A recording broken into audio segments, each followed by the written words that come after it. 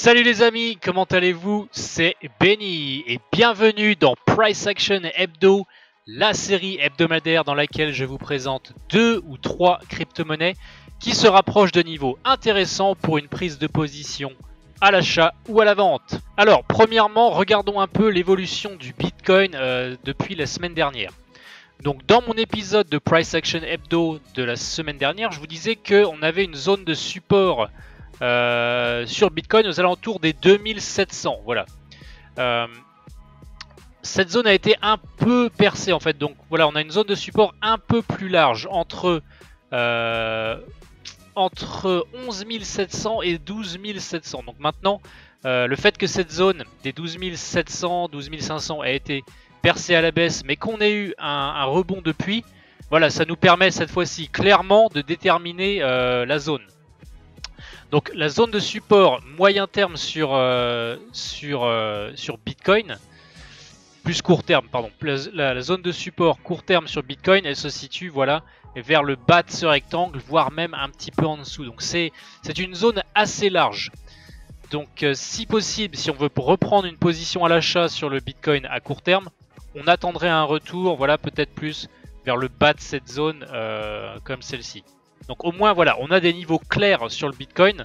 Si on venait à casser impulsivement cette zone et à clôturer en dessous, eh bien ça pourrait être de mauvais augure pour le Bitcoin, en tout cas pour l'instant. Si on venait à clôturer en dessous, il se peut que une nouvelle phase baissière sur le Bitcoin se poursuive. Autre petit récapitulatif des cryptos mentionnés dans Price Action Hebdo la semaine précédente, eh bien c'est Ethereum classique contre le dollar. Je vous disais, si on revient dans cette zone de support, voilà, entre les 21 et quasiment 24 dollars, voilà cette zone que j'avais démontrée dans ma vidéo de la semaine dernière, eh bien je vous disais que c'est une zone qui avait voilà entraîné des rebonds à de multiples reprises et qui n'avait jamais été cassée et sous laquelle on n'a jamais clôturé depuis plusieurs semaines. Pour ceux qui ont suivi ces recommandations de trade, et eh bien voilà, vous auriez pu acheter une fois de plus dans cette zone aux alentours des 24, 23, 22.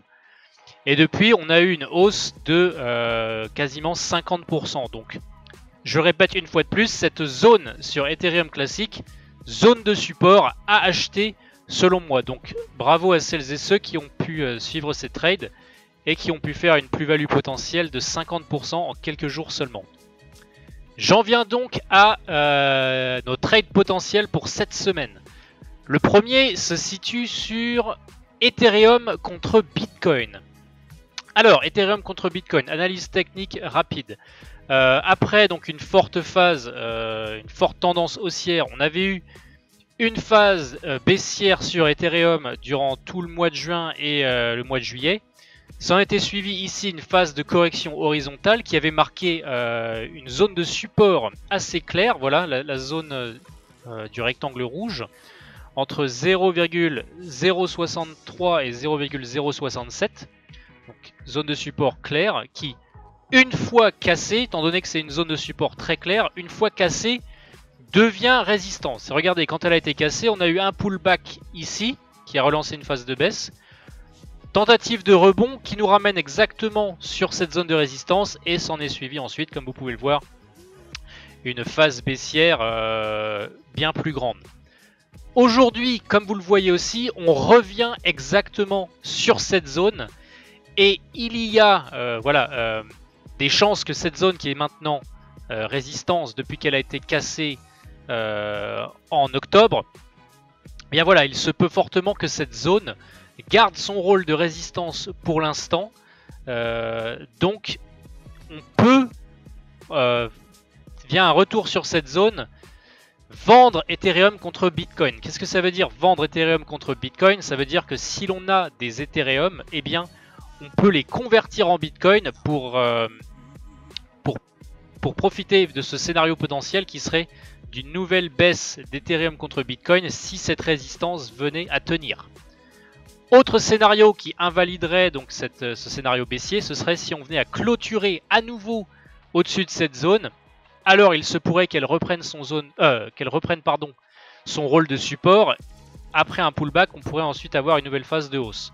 Cependant, voilà, pour l'instant, cette zone, elle est clairement résistance. Voilà, on a eu des pullbacks 2 fois dessus qui ont lancé des nouvelles phases de baisse. Donc, actuellement, un retour sur cette zone pourrait relancer, je dis bien pourrait, hein, car en analyse technique, il n'y a pas de certitude. On parle clairement en termes de probabilité. Un retour d'Ethereum sur cette zone de résistance pourrait relancer, tout du moins à court terme, une phase baissière, une relance baissière. Et je répète cependant que si l'on venait à clôturer au-dessus de cette zone, eh bien, elle pourrait reprendre cette fois-ci un rôle de support pour entamer une nouvelle phase de hausse. Cependant, voilà, ce n'est pas le cas actuellement. Là, on arrive sur cette zone. Les probabilités nous disent que voilà, cette zone peut reprendre son rôle de résistance et donc relancer une correction baissière. Autre paire qui pourrait présenter prochainement un niveau d'achat intéressant, c'est IOTA contre le Bitcoin.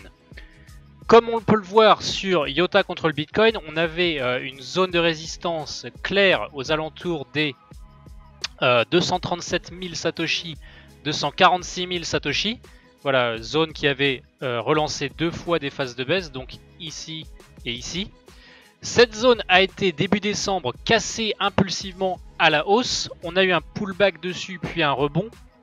Cependant, les jours qui ont suivi, on a eu voilà, une nouvelle phase baissière qui nous a ramené en dessous de cette résistance, de ce support. Pardon. Cependant, les acheteurs ont repris la main et depuis, on a eu un pullback sur cette zone de résistance, maintenant support, qui a lui tenu et relancé un rebond depuis. Donc cette zone voilà, des 236 000 Satoshi, 247 000 Satoshi, elle est maintenant clairement support, ce qui signifie que un retour de IOTA sur cette zone dans les jours ou les semaines à venir pourrait présenter un bon point d'entrée pour se positionner sur IOTA. Donc on peut mettre un ordre d'achat dans cette zone. Mettez bien sûr un stop loss au cas où ce scénario serait invalidé. Comment est-ce qu'il serait invalidé? Eh bien c'est si on venait à clôturer impulsivement sous cette zone. Mais voilà, pour l'instant, point d'achat court terme sur IOTA, zone des 236 000 Satoshi, 247 000 Satoshi. Enfin, dernière paire pour aujourd'hui qui pourrait se rapprocher d'un niveau intéressant pour une prise de position à l'avenir, c'est Waves contre le Bitcoin. Alors, comme on peut le voir sur Waves contre le Bitcoin, on avait une très forte phase de hausse impulsive dans une forte tendance haussière durant la première moitié de 2017, qui s'en était suivie d'une phase, voilà, d'une correction baissière, qui elle-même s'en est suivie d'une phase de correction horizontale qui a marqué, elle aussi, comme on a pu le voir à l'instant sur Ethereum, qui a marqué un support clair durant cette phase de correction horizontale, ici, ici, ici. Voilà, on a eu de multiples rebonds sur ce support.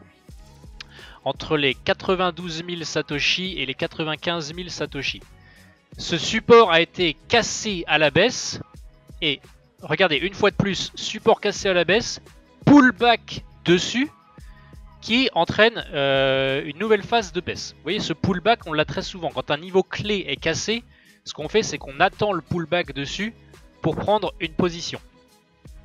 Là, ces derniers temps, on revient sur ce niveau clé. Cependant, regardez, c'est pas très clair. Là, ça se bataille entre acheteurs et vendeurs. On clôture au-dessus, on clôture en dessous, on clôture au-dessus, on clôture en dessous. Cependant, ce qu'on a d'intéressant, c'est qu'on voit que la moyenne mobile à 20 jours vient, la moyenne exponentielle mobile à 20 jours vient, voilà, supporter le cours.